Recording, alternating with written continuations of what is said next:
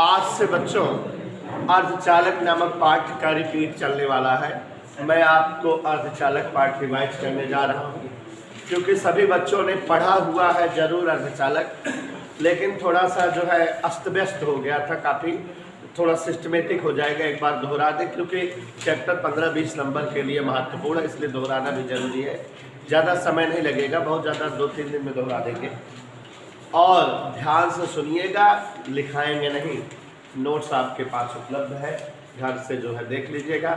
जिसके पास नोट्स ना हो हमसे संपर्क करिएगा, हमारे पास नोट्स है, दे देंगे। तो यहाँ देखिए जरा, सभी लोग रिवाइज करा दे रहे हैं अर्धचालक। और अर्धचालक 3 दिन पढ़ाएंगे, केवल 3 दिन प्रत्यावर्ती धारा।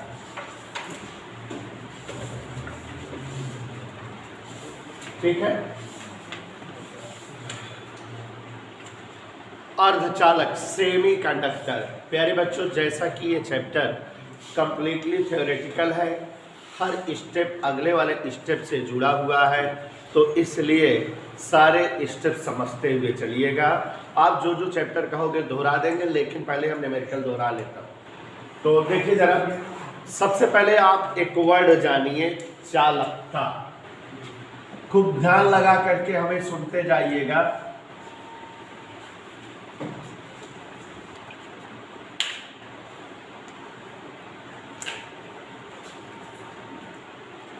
चालकता, कंडक्टिविटी।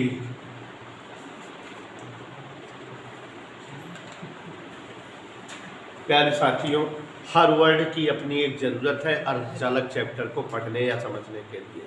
चालकता, कंडक्टिविटी, वैसे इसको अक्षर जी से रिप्रेजेंट करते हैं और सूत्रवत इसकी परिभाषा देनी हो तो चालकता बराबर 1 बटे प्रतिरोधकता।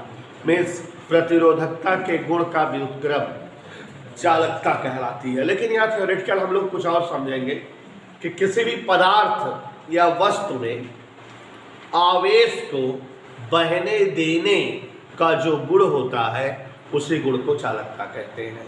कहने का तात्पर्य यह है बच्चों कि अगर ये कोई वस्तु है और इसमें अगर हम एक किनारे पर आवेश रखें और ये वस्तु उस आवेश को इस किनारे से उस किनारे तक पहुंचने देने के लिए अलाउ करे या परमिशन दे, अनुमति दे, तो इसके इसी प्रॉपर्टी को चालकता कहते हैं। तो वस्तुओं में आवेश को प्रवाहित होने देने का जो गुण होता है उसी गुण को चालकता कहा जाता है। अब बच्चों, दुनिया में बहुत प्रकार की वस्तुएं होती हैं। लोहा, सोना, चांदी, तांबा, पीतल जैसी ठोस वस्तुएं भी होती हैं। उसी तरह से जल, तेल, दूध, डीजल, मिट्टी का तेल, पेट्रोल की तरह से द्रवित वस्तुएं भी होती हैं। Hydrogen, nitrogen, oxygen, chlorine, bromine, iodine की तरह गैसीय वस्तुएं भी होती हैं।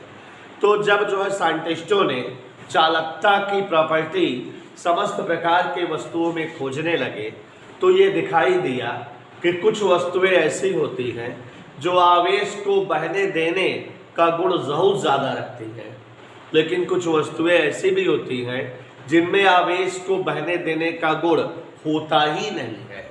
और कुछ वस्तुएं ऐसी भी होती हैं जो परिस्थितिवश कभी आवेश को बहने देने का गुण रखती हैं तो कभी आवेश को बहने देने का गुण नहीं रखती। तो इस तरह से हम ये समझ सकते हैं कि चालकता वस्तुओं में जो होती है वो अलग अलग मात्रा और अलग अलग परिस्थिति वाली होती है। और इस आधार पे चालकता के बेस पर या चालकता के आधार पर साइंटिस्टों ने वस्तुओं को 3 भागों में विभाजित कर दिया। On the basis of conductivity, materials are divided into 3 parts.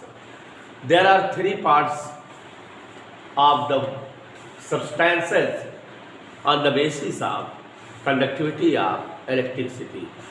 तो विद्युत की चालकता के गुण के आधार पर, चालकता की मात्रा के आधार पर दुनिया के सभी पदार्थ 3 भागों में बांट दिए गए और वे तीनों भाग यहाँ ध्यान से देखिए।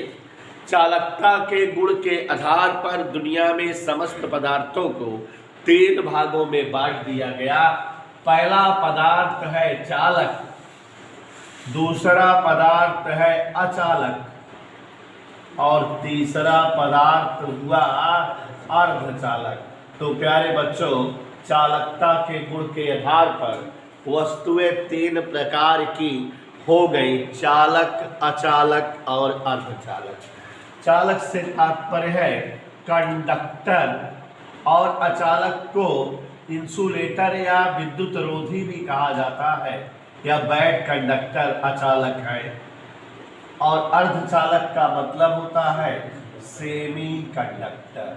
और बच्चों, अब हम चालक, अचालक और अर्धचालक, चूंकि दुनिया के सभी पदार्थ चालकता के गुण के आधार पर तीन प्रकार के हो गए, तो इन्हें देखेंगे और समझेंगे क्या है ये। ध्यान दीजिएगा सारे बच्चे।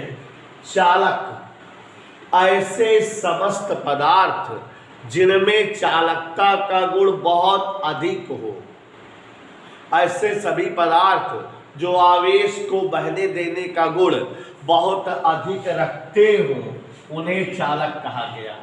ऐसे समस्त पदार्थ जिनमें चालकता का गुण बहुत ज्यादा हो, जो आवेश को बहने देने का गुण बहुत अधिक रखते हो, उन्हें हम क्या कहे बेटा? चालक कहे। चालक में समस्त प्रकार की धातुएं चालक होती हैं। सभी अम्लीय, क्षारीय द्रव, माने किसी द्रव में अम्ल या क्षार का दूध डाल दो तो समस्त प्रकार के अम्लीय, क्षारीय द्रव विद्युत के सुचालक होते हैं, उनमें चालकता का गुण होता है। और सभी विद्युत अपघट्य, माने ऐसे पदार्थ जिन्हें हम सेलों में वैद्युत अपघट्य के रूप में प्रयोग करते हो, वे भी विद्युत के चालक होते हैं। जंतुओं का शरीर भी विद्युत का चालक होता है। और अधातुओं में दुनिया में इकलौती एक अधातु है ग्रेफाइट, जो विद्युत की चालक होती है, चालकता का गुण रखती है।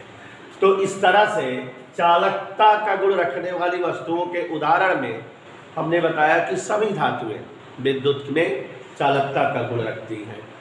और अम्लीय, क्षारीय द्रव, विद्युत अपघट्य, जंतु शरीर या आपको बताए ग्रेफाइट, ये सब के सब विद्युत के चालक होते हैं। अब ये जो धातुएं बहुत ज़्यादा चालकता का गुण रखती हैं, तो चूंकि धातुएं विभिन्न है, लोहा, सोना, तांबे, जस्ता, एल्युमिनियम, पीतल, तो धातुओं में चालकता का गुण अलग अलग मात्रा में पाया गया। साइंटिस्टों ने खोज की है कि धातुओं में सबसे ज़्यादा चालकता चांदी की होती है। Silver is more conductive metal, silver सर्वाधिक चालकता वाली धातु है। उसके बाद बेटा सिल्वर के बाद एल्युमिनियम, तांबा, लोहा, इस तरह से चालकता घटती जाती है अन्य धातुओं में, ठीक है। और उसके बाद चालकता के संदर्भ में एक और प्रॉपर्टी जानते रहिए कि चालकता धातुओं की ताप के वृद्धि के व्युत्क्रम अनुपाती होती है। मीन्स ताप बढ़ाए जाने पर चालकता का मान कम होता रहता है। पदार्थों की चालकता ताप बढ़ने के साथ घटती है, क्योंकि ताप वृद्धि के साथ प्रतिरोधकता बढ़ती है, तो इसीलिए चालकता जो है कम होती है। तो बच्चों, ये सब जो है टॉपिक था चालक का, चालकता के आधार पर। अब अचालक परिभाषा बना सकते हो। अचालक को विद्युत रोधी भी कहा जाता है, एक ही मतलब होता है, कंफ्यूज मत होइएगा। तो ऐसे समस्त पदार्थ जिनमें चालकता का गुण ना हो, नगण्य हो, बिल्कुल ना हो, जिन पदार्थों में चालकता का गुण ना पाया जाए, माने ऐसे समस्त पदार्थ जो अपने से हो करके विद्युत या आवेश को प्रवाहित ना होने दें, जो आवेश को प्रवाहित होने देने का गुण ना रखते हो, उन्हें हम अचालक कहते हैं। और प्यारे साथियों, सभी अधातुएं ग्रेफाइट को छोड़कर विद्युत की अचालक है, ठीक है ना बेटा। विद्युत शब्द हम बार बार बोल रहे हैं, चालकता अपना स्पेशल नहीं होती, विद्युत के साथ होती है, क्योंकि चालकता दो होती है, उसमें चालकता, विद्युत चालकता, इसलिए यहाँ विद्युत की चर्चा हो रही है। Is that okay? तो समस्त प्रकार की धातुएं विद्युत की, अधातुएं और उपधातुएं विद्युत की अचालक होती है। इनमें अचालकता का गुण होता है, ये अचालक होती है। लकड़ी, रबर, पत्थर, प्लास्टिक, यह सब भी विद्युत के अचालक पदार्थ हैं। इनमें भी जो है आवेश या विद्युत को बहने देने का गुण नहीं होता। और एक खासियत बेटा कि जो अचालक पदार्थ होते हैं उनमें भी चालकता का गुण ताप बढ़ने के साथ घटता है। चालक और अचालक दोनों पदार्थ ऐसे होते हैं जिनकी चालकता ताप के साथ घटती है। तो इस तरह से बच्चों चालक और अचालक आप जो है समझ गए चालकता के आधार पर। ऐसे विशेष पदार्थ जिनकी चालकता चालक और अचालकों के मध्य हो। 2-3 परिभाषा ध्यान दीजिएगा। ऐसे समस्त पदार्थ जिनकी चालकता अचालकों से अधिक किंतु चालकों से कम हो, मतलब शॉर्टकट में जिन पदार्थों की चालकता चालक और अचालक के मध्य पाई जाए वे पदार्थ अर्धचालक कहलाते हैं। अर्धचालक वे पदार्थ होते हैं जो सामान्य ताप पर, प्रकृति में सामान्य ताप पर पाए जाने पर विद्युत के अचालक होते हैं, किंतु ताप वृद्धि पर या उच्च ताप पर ये चालकता का गुण दिखाते हैं, माने विद्युत के चालक हो जाते हैं। अर्धचालकों में चौथे समूह के तत्व विद्युत के अर्धचालक माने गए हैं और सिलिकॉन और जर्मेनियम पावरफुल और प्रसिद्ध या लोकप्रिय अर्धचालक है, पॉपुलर अर्धचालक है सिलिकॉन और जर्मेनियम। कार्बन एक सस्ता अर्धचालक है, सस्ते अर्धचालक के रूप में कार्बन का नाम लिया जाता है। और बच्चों अर्धचालक ऐसे विशिष्ट पदार्थ हैं, बिरले पदार्थ हैं, दुनिया में और कोई पदार्थ ऐसा नहीं है कि जिसका ताप बढ़ाओ और चालकता का गुण बढ़ने लगे। ताप बढ़ाने पर इनकी प्रतिरोधकता घटती है। इसे विशिष्ट गुण के कारण ये दुनिया के समस्त प्रकार के इलेक्ट्रॉनिक डिवाइसों में बहुत ज़्यादा यूज होते हैं। आप बीएससी 3rd ईयर पढ़ोगे तो पूरा एक पेपर अर्धचालक से रिलेटेड रहेगा। एक पेपर का मतलब एक मोटी किताब अर्धचालक से ही रिलेटेड रहेगी। और 1st ईयर 3rd ईयर दोनों सालों में फिजिक्स में बीएससी में। तो बेटा आप समझ गए अर्धचालक के बारे में। एक बार हम संदीप के कहने पर और बता दे रहे हैं। ऐसे समस्त पदार्थ जो साधारण ताप पर विद्युत के अचालक हो और उच्च ताप पर विद्युत के चालक बन जाए अर्धचालक कहलाते हैं। दूसरा बताए कि ऐसे पदार्थ जिनकी चालकता चालकों और अचालकों के मध्य हो उन्हें अर्धचालक कहा जाता है। ये ऐसे पदार्थ होते हैं जो चौथे समूह के तत्वों के रूप में है। कार्बन सस्ता अर्धचालक है, बाकी सब जो है पॉपुलर वाले अर्धचालकों में सिलिकॉन और जर्मेनियम है। हमारे विद्युतिकी में इनका बहुत ज़्यादा इस्तेमाल और प्रयोग है अर्धचालकों का। क्यों? क्योंकि इनकी एक स्पेशल क्वालिटी है कि ताप वृद्धि के साथ इनकी चालकता बढ़ती है। तो ये जो है विशेष क्वालिटी है इनकी। तो अब बच्चों ये हम लोग जो ने चालकता जाना और चालकता के आधार पर चालक अचालक और ये जो है अर्धचालक समझा। अब आज आपको एक ऐसा टॉपिक बताने जा रहे हैं जो कई बार एग्जाम में पूछा गया है और आप लोगों को थोड़ा सा क्लियर भी हो जाएगा। हम पढ़ाए जरूर है लेकिन हमको पता है कि हमारे कौन से बच्चे को क्या ज़्यादा क्लियर है। तो अभी इसमें हम आपको जो है एक्सप्लेन करेंगे जो टॉपिक, वो थोड़ा सा पिछली बार आप लोगों को कम क्लियर रहा होगा। बहुसंख्यक और अल्पसंख्यक आवेश की बात इसमें ज़्यादा क्लियर हो जाएगा। ठोसों में ऊर्जा बैंड, एक आध बार देखो आपने अंसार पेपर में भी हमने इसको पढ़ाया था कि आ गया था, याद आया? अंसार पेपर में भी आ गया था।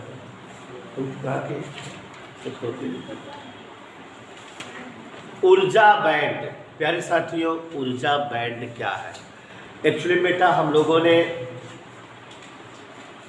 स्पेक्ट्रम तथा परमाणु की संरचना वाले चैप्टर में पढ़ा कि कोई भी इलेक्ट्रॉन किसी भी परमाणु की किसी भी कक्षा में यदि चक्कर करता है या चक्कर कर पाता है तो उसको एक निश्चित मात्रा के ऊर्जा की आवश्यकता होती है। और आपने यह भी देखा था कि अगर हाइड्रोजन चाचा हो,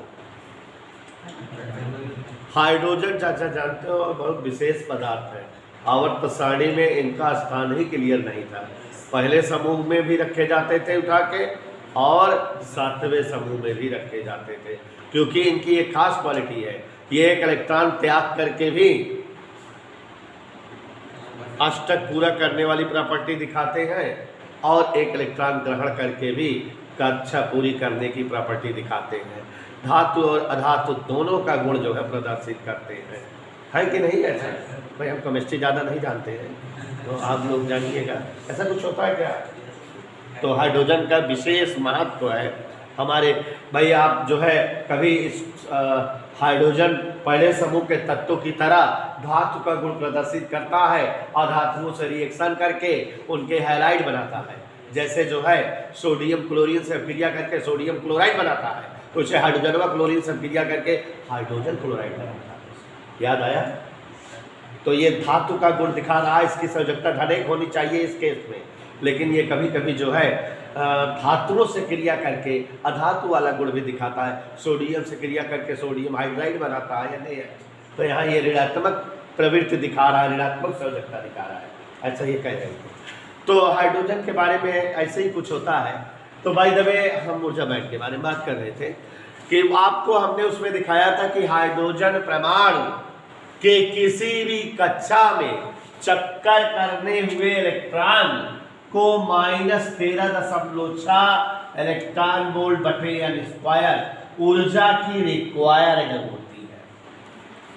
आपने देखा था, पढ़ा था कि अगर हाइड्रोजन पहली कक्षा में उसका कोई एक इलेक्ट्रॉन हो उसके परमाणु का, तो उसको -13.6 बटे 1 का स्क्वायर इलेक्ट्रॉन वोल्ट इतनी ऊर्जा चाहिए अपनी कक्षा में चक्कर करने के लिए। ऐसे ही जैसे यहाँ हाइड्रोजन है, वैसे यहाँ अगर Z स्क्वायर लगा दो तो आपको किसी भी परमाणु के किसी इलेक्ट्रॉन को किसी कक्षा में चक्कर करने के लिए आवश्यक ऊर्जा की मात्रा पता लग जाएगी। फॉर्मूला ऐसे ही बनाता है, याद आया? तो प्यारे साथियों, हमें ये पता है कि किसी परमाणु के किसी भी कक्षा में चक्कर करने के लिए इलेक्ट्रॉनों को एक निश्चित मात्रा की ऊर्जा की आवश्यकता होती है। और बच्चों, किसी परमाणु की जो सबसे बाहर वाली कक्षा होती है, अंग्रेजी में बात करें तो आउटर मोस्ट सेल, हिंदी में बात करें तो संयोजी कक्षा, उस कक्षा में जो इलेक्ट्रॉन होता है उसको चक्रण के लिए जितनी ऊर्जा की आवश्यकता होती है उसे ही जो है हम ऊर्जा बैंड में विशेष ऊर्जा बैंड कहते हैं। तो यहां समझो जरा ऊर्जा बैंड क्या है। इलेक्ट्रॉनों को कक्षाओं में चक्कर हेतु जितनी ऊर्जा की रिक्वायर्ड होती है, आवश्यक ऊर्जा की मात्रा ऊर्जा बैंड कहलाती है। नहीं समझे? इलेक्ट्रॉनों को परमाणु की कक्षाओं में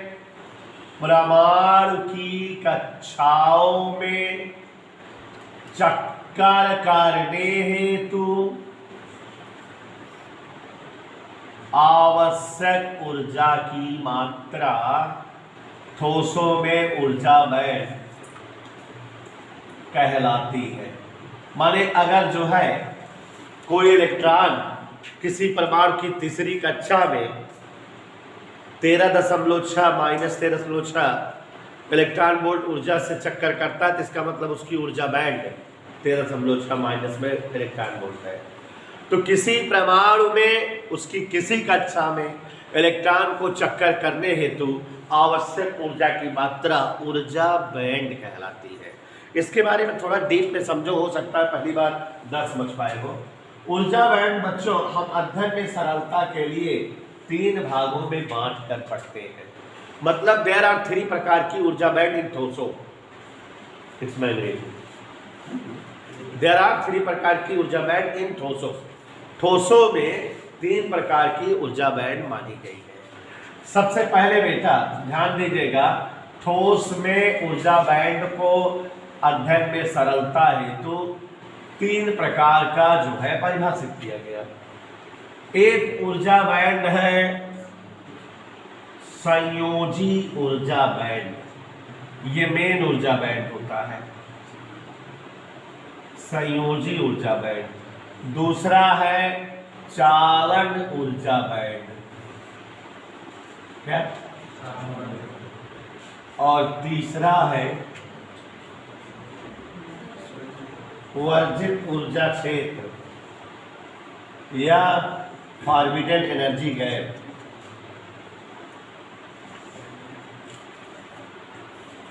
देयर आर 3 प्रकार का ऊर्जा बैंड, संयोजी ऊर्जा बैंड, चालन ऊर्जा बैंड, वर्जित ऊर्जा क्षेत्र या फॉरबिडन एनर्जी गैप। आपको बताना चाहेंगे, ध्यान से सुनिएगा, समझिएगा। वर्जित ऊर्जा, संयोजी ऊर्जा बैंड, चालन ऊर्जा बैंड और वर्जित ऊर्जा क्षेत्र में यहां जो है संयोजी ऊर्जा बैंड को ई सफिक्स बी से लिखा जाता है, वैलेंट एनर्जी बैंड।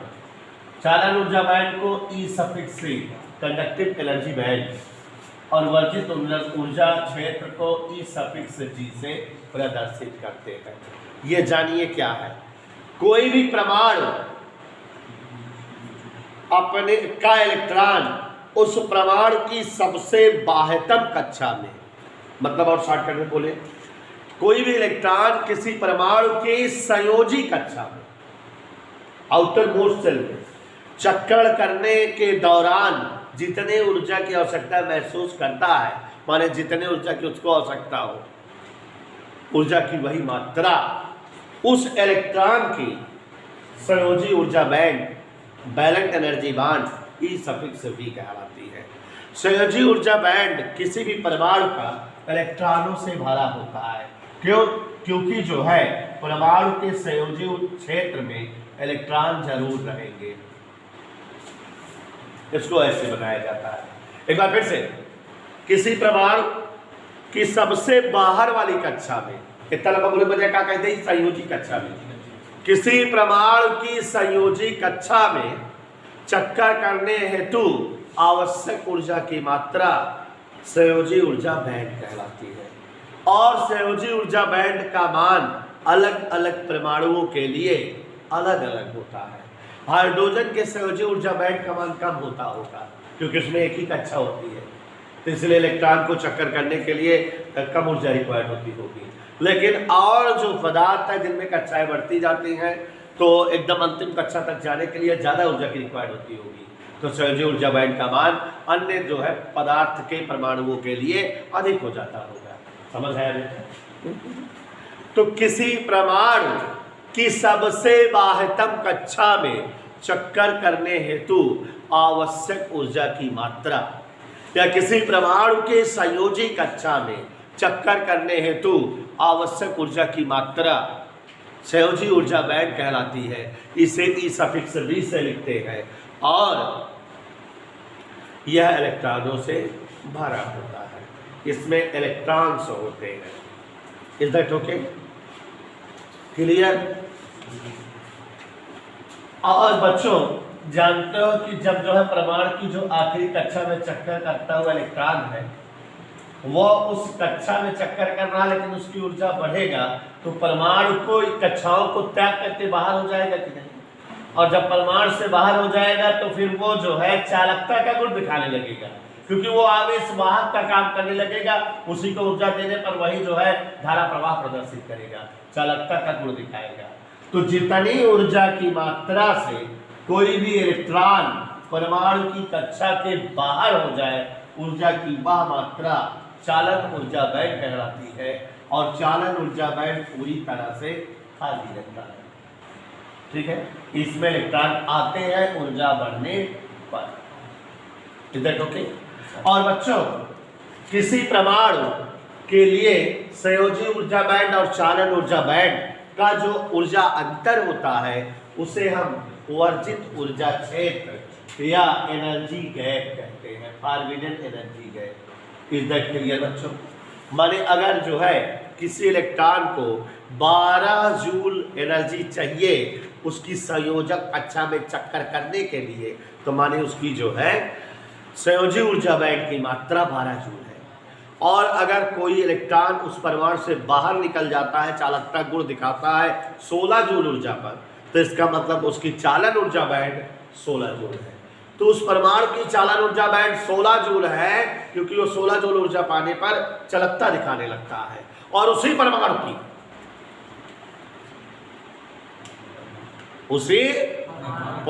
के संयोजक कक्षा में रहने के लिए उसको 12 जूल की ऊर्जा की आवश्यकता है, माने उसकी संयोजी ऊर्जा बैंड 12 जूल है। तो दोनों कक्षाओं या दोनों ऊर्जा बैंडों का अंतर 4 जूल, तो मतलब 4 जूल ऊर्जा वर्जित ऊर्जा क्षेत्र हुआ। अगर संयोजी ऊर्जा बैंड के इलेक्ट्रॉन की ऊर्जा 4 जूल बढ़ जाए तो वह जो है संयोजी ऊर्जा बैंड को क्रॉस करके चालन ऊर्जा बैंड में आ जाएगा, चालकता का गुण दिखाने लगेगा। तो दो तरह से परिभाषा वर्जित ऊर्जा क्षेत्र की दी जा सकती है, संयोजी ऊर्जा बैंड और चालन ऊर्जा बैंड के ऊर्जा अंतर का मान ही वर्जित ऊर्जा क्षेत्र कहलाता है। या संयोजी ऊर्जा बैंड से चालन ऊर्जा बैंड तक पहुंचने के लिए रिक्वायर्ड ऊर्जा की मात्रा वर्जित ऊर्जा क्षेत्र की चौड़ाई या वर्जित ऊर्जा क्षेत्र कहलाती है। आप देख रहे हो वर्जित ऊर्जा क्षेत्र को Eg से और चालन ऊर्जा बैंड को E सफिक्स C से और संयोजी ऊर्जा बैंड को E सफिक्स B से व्यक्त किया जाता है। और प्यारे बच्चों, ठोसों में ऊर्जा बैंड 5 नंबर का क्वेश्चन अंसाल में भी पाए थे, आया हुआ था। अब ऊर्जा बैंड के आधार पर पदार्थों का वर्गीकरण, ऊर्जा बैंड जो ये आपने सीखा, इसके आधार पर पदार्थों का वर्गीकरण। तो ऊर्जा बैंड के आधार पर प्यारे साथियों देयर आर 3 टाइप के पदार्थ। हाउ मेनी पदार्थ? ऊर्जा बैंड के आधार पर देयर आर 3 प्रकार के पदार्थ। कुछ पदार्थ देखा गया साइंटिस्टों के हिसाब से ऐसे थे कि जिनके चालन ऊर्जा बैंड की चौड़ाई और संयोजी ऊर्जा बैंड की चौड़ाई लगभग समान थी और वर्जित ऊर्जा क्षेत्र की चौड़ाई कम थी।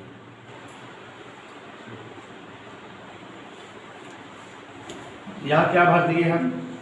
लिखा। ये क्या हो गया हमसे पूछो? पूछ रहे हैं, बता रहे।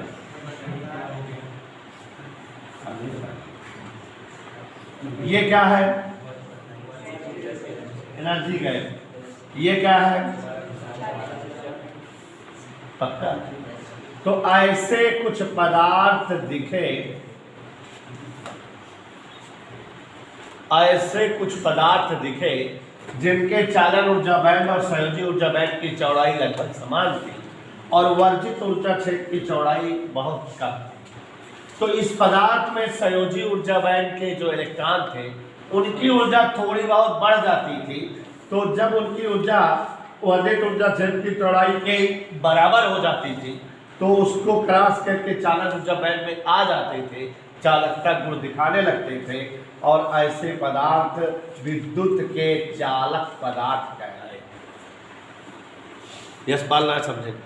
ऐसे समस्त पदार्थ जिनमें चालन ऊर्जा बैंड और संयोजी ऊर्जा बैंड की चौड़ाई लगभग समान हो, चालन ऊर्जा बैंड और संयोजी ऊर्जा बैंड की चौड़ाई लगभग समान हो, वर्जित ऊर्जा क्षेत्र की चौड़ाई बहुत कम हो, तो इस तरह के पदार्थों में संयोजी ऊर्जा बैंड के इलेक्ट्रॉनों को थोड़ी बहुत ऊर्जा मिलने पर यदि उनकी ऊर्जा वर्जित ऊर्जा क्षेत्र की चौड़ाई से अधिक हो जाए तो वे वर्जित ऊर्जा क्षेत्र को क्रॉस करके चालन ऊर्जा बैंड ले आ जाते हैं, चालकता गुण दिखाने लगते हैं आसानी से और वंशवा ऐसे पदार्थ विद्युत के बोल दे चालक कहलाते हैं।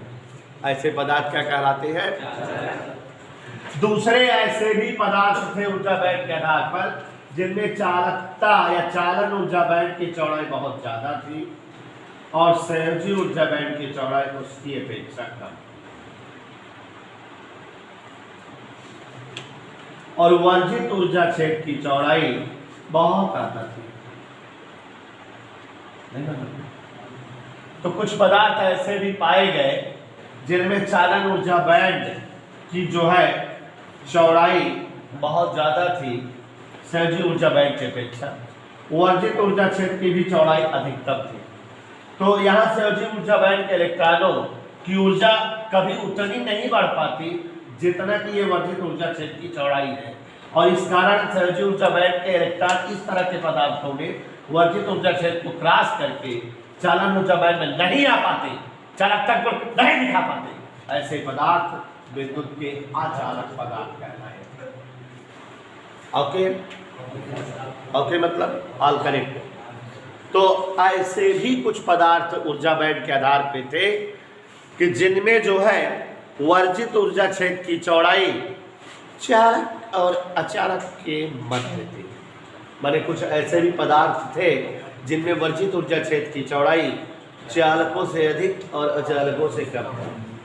मारे अमन के बदमाश, ये चालन ऊर्जा बैंड, ये वर्जित ऊर्जा क्षेत्र,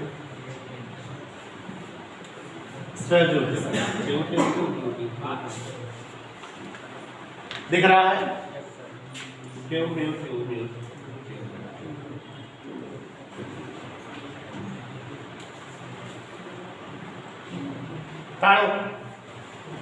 ताड़ लिया। ऐसे पदार्थ जिनमें वर्जित ऊर्जा क्षेत्र की चौड़ाई तड़ो चालकों से अधिक, इसमें से ज्यादा है कि नहीं? अचालकों से कम, इससे कम है कि नहीं?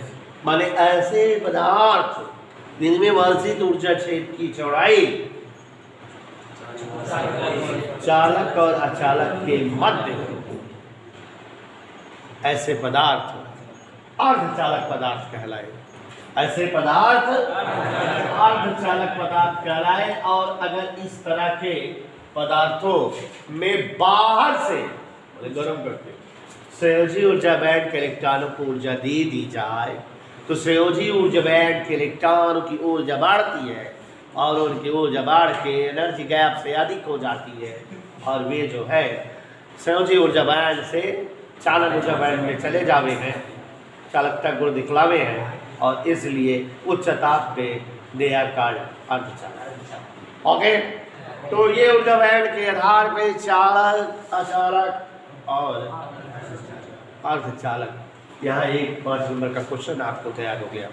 और बच्चों थोड़ा सा जान लीजिए, बेइज्जती पसंद बात है।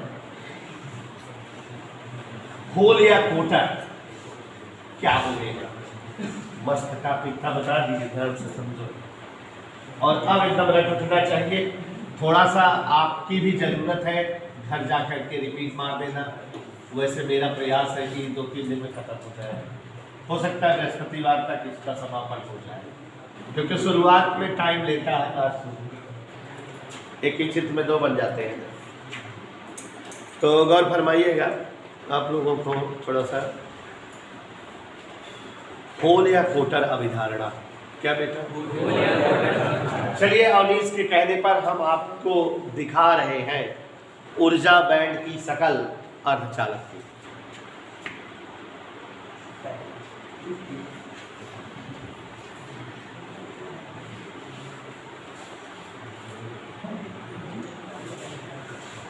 अर्धचालक ऐसे पदार्थ होते हैं जिनमें जो है ऊर्जा बैंड की चौड़ाई ठोस के ऊर्जा बैंड की अपेक्षा, चालक के ऊर्जा बैंड की अपेक्षा अधिक और अचालक के ऊर्जा बैंड की अपेक्षा कम होती है। ऐसे जो है ऊर्जा बैंड की सकल सूरत वाले पदार्थ अर्धचालक कहलाते हैं।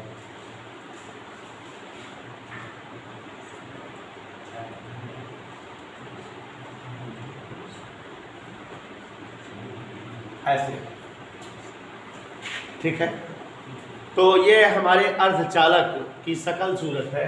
एक्चुअली में हमें होल या कोटर से परिचित कराना है आपको, क्योंकि आगे रिक्वायरमेंट है। और फिर उसके बाद आपको जो है अल्पसंख्यक, majority charge carrier, minority charge carrier, okay, ध्यान दीजिएगा। हमसे जय बात पढ़ा दीजिए, आना चाहिए, गौर फरमाइएगा। देखो बच्चों, जैसा कि अभी बताए कि अगर अर्धचालक पदार्थ को बाहर से ऊर्जा दे दी जाए, बोले तो गर्म किया जाए, तो संयोजी ऊर्जा बैंड के जो इलेक्ट्रॉन्स हैं उनकी ऊर्जा बढ़ती है। और अगर उनकी ऊर्जा एनर्जी गैप की ऊर्जा के बराबर पड़ जाए तो वो एनर्जी गैप को क्रॉस करके इसमें आ जाते हैं। यही तो होता है। तो जब ऊर्जा दी जावे है अर्धचालक को, अर्धचालकों को ऊर्जा दी जावे है और किसी संयोजी ऊर्जा बैंड के किसी इलेक्ट्रॉन की ऊर्जा इतनी ज्यादा बढ़ जाए कि उसकी ऊर्जा एनर्जी गैप के बराबर बढ़ जाए, तो वो अपना स्थान छोड़ करके एनर्जी गैप को क्रॉस करके चालन ऊर्जा बैंड में आ जाएगा कि नहीं। और इस प्रकार संयोजी ऊर्जा बैंड में एक इलेक्ट्रॉन की रिक्तता गैप बन जाएगी, खाली स्थान, एक कुर्सी खाली हो गई, इलेक्ट्रॉन बैठा रहा, सभा होत रही और लालीपाप का दिखान तो खाना खाए भी ना, एक जौना कुर्सी खाली हो गई करे जगह अस्पताल से ला रहा वाला कुर्सी।